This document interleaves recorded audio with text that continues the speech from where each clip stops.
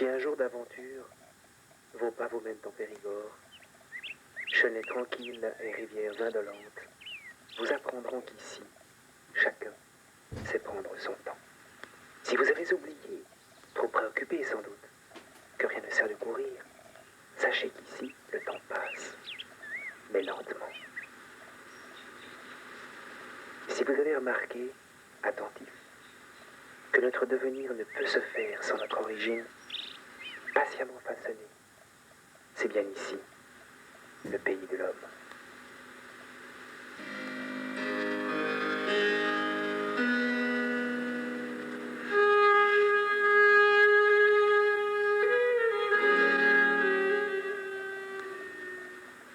Le matin, à coup sûr, la basse-cour se chargera de vous réveiller, vous rappelant que l'avenir appartient à ceux qui se lèvent tôt.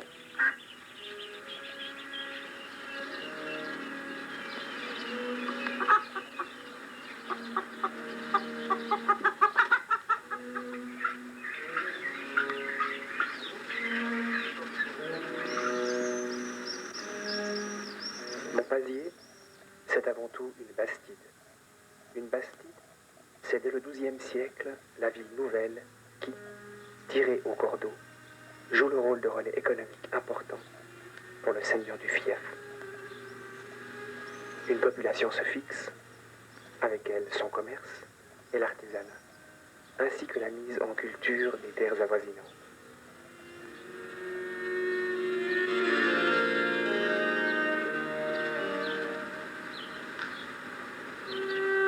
Discrète, à 2 pas de la place, l'église veille.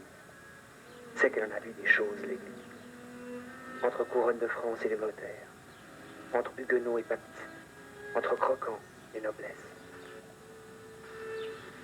Diables et famines vaincues par les prières de son petit peuple, elle est toujours là.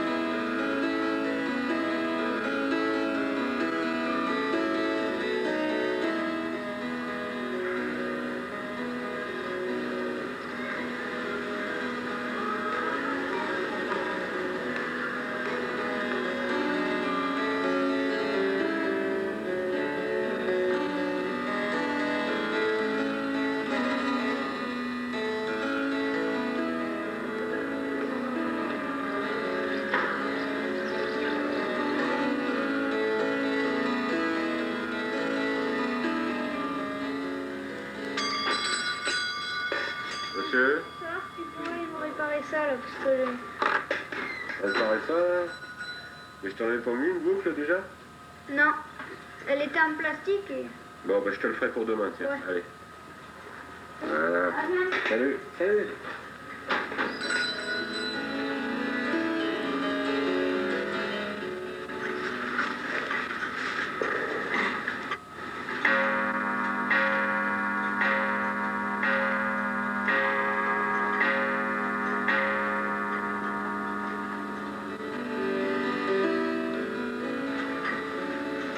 Voilà, alors Marc Beaubati, vous m'avez agréablement et gentiment reçu à votre atelier qui m'a séduit.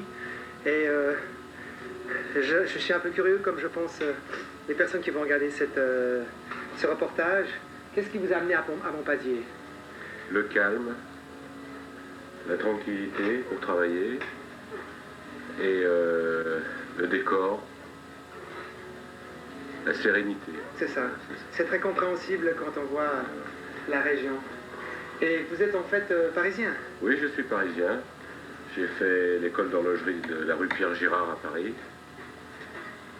Et j'ai travaillé chez un horloger qui m'a formé un petit peu sur la restauration d'anciens. Qui vous a communiqué quand même bien certaines choses Voilà, qu'on ne reçoit pas dans n'importe quelle école. Bien sûr, bien sûr. Et vous m'avez un petit peu expliqué que Montpazier était une ville qui était révolutionnaire pour l'époque et qui reste un peu décalée dans le temps. Eh oui, c'est un village un peu à l'écart des grandes routes, mais malgré tout très visité, très apprécié pour son architecture. C'est sûr, c'est sûr.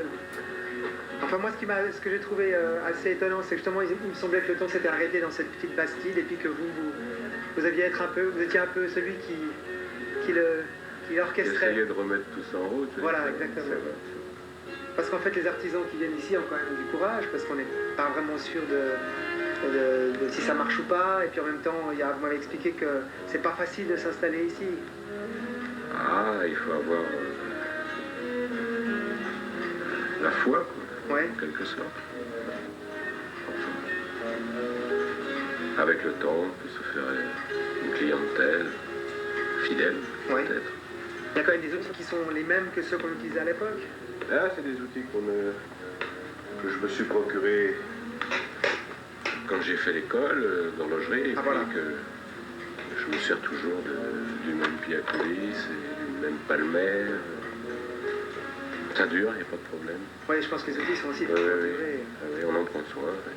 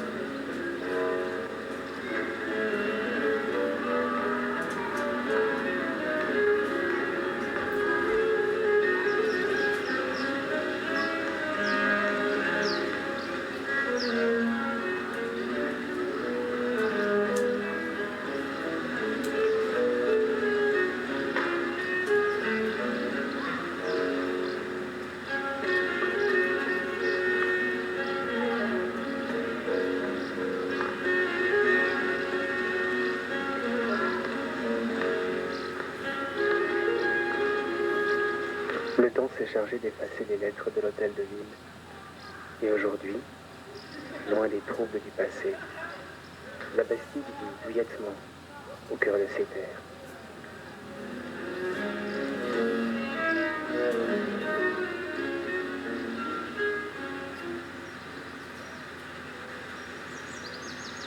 Et comme en France, tout finit toujours autour d'une table, trinquez avec nous à votre prochaine visite, où vous apprendrez à faire chabreau.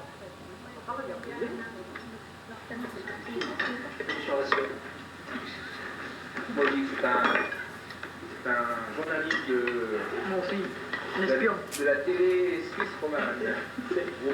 Comme il dit, c'est l'œil de Moscou. Et alors après, les vieux, ils faisaient comme ça.